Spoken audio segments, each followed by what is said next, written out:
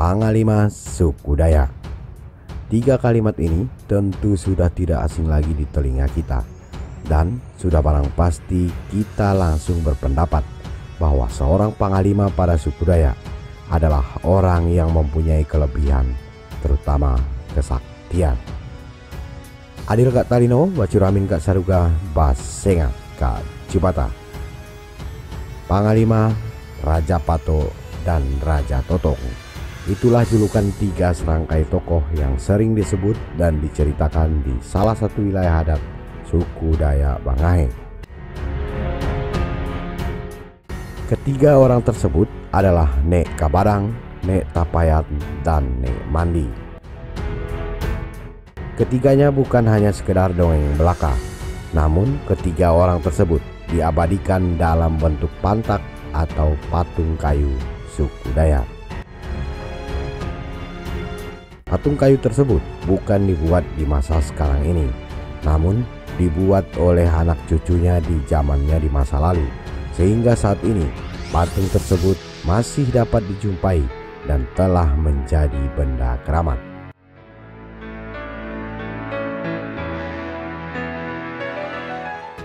Di zaman Ngayau atau Bakayo, Nek Kabadang, Nek Tapayat, dan Nek Mandi menurut penuturan narasumber dan para tetua di wilayah tersebut, mereka bertiga selalu bekerja sama dalam hal kegiatan dan ritualnya. Hal ini sesuai dengan gelar yang diberikan pada mereka, yaitu Panglima, Raja Pato, dan Raja Totok. Berikut masing-masing tugas dan tanggung jawab ketiga tokoh ini dalam hal rangkaian Ngayau.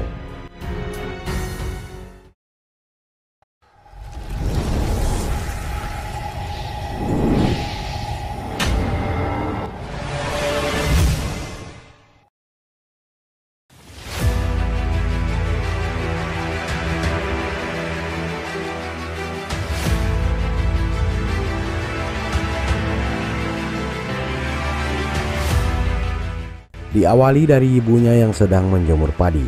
Saat itu pula hujan panas turun, dan ibu dari Nek Kabadang mengemasi kembali padinya sembari bersungut.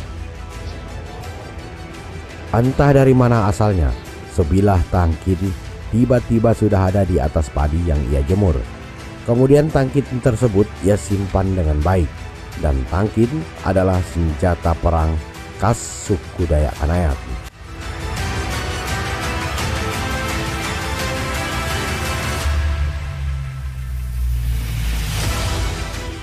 Singkat cerita, ternyata tangkin tersebut bukan hanya pusaka biasa, akan tetapi senjata tersebut mempunyai kekuatan magis, antik, dan keramat.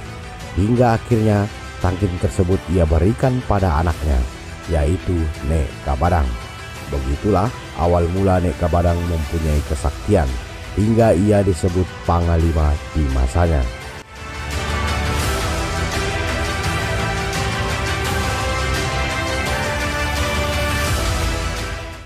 Dari kedua temannya, Nek Mandi dan Nek Tapayat, Panglima Nek Kabadang tugasnya sebagai pemburu kepala musuh.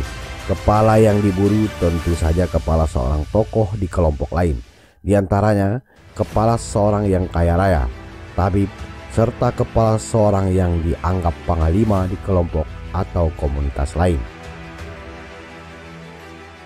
Di masanya, Nek Kabadang memang tidak ada tandingannya. Diperkirakan puluhan bahkan bisa jadi ratusan kepala telah ia dapatkan.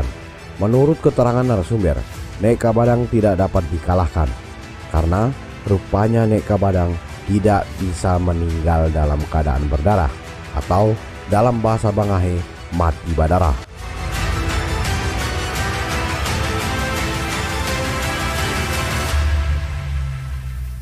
Terakhir diketahui, Nek Kabadang meninggal dalam keadaan sakit, layaknya orang tua atau manusia biasa.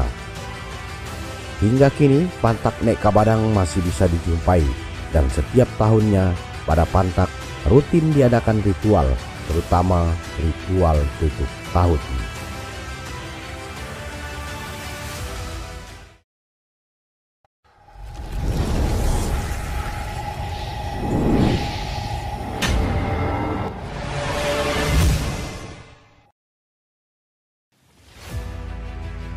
Sebelum ngayau, terutama Nek Kabadang, terlebih dahulu diadakan ritual mato. Ritual ini biasanya dibarengi dengan prosesi nanung.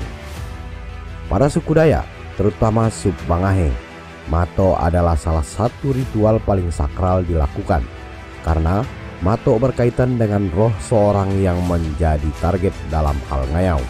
Mato dapat diartikan menyumpah, namun ritual mato lebih cenderung dengan mengirimkan roh gaib melalui mantra dan ritualnya. Hal tersebut untuk melumpuhkan sukma lawan sebelum diserang secara fisik. Sedangkan nanung dapat diartikan meramal, namun nanung adalah bagian dari prosesi ritual, sehingga dalam prosesi nanung, pertanda dari hewan kurban serta bunyi hewan di sekitar menjadi acuan, baik atau buruknya kegiatan yang akan dilaksanakan, terutama dalam kegiatan ngayau. Dan bila pertanda buruk, maka kegiatan akan ditunda, dan begitu pula sebaliknya. Kedua ritual tadi menjadi tanggung jawab Nek Tapayat. Begitulah ia dijuluki si Raja Pato.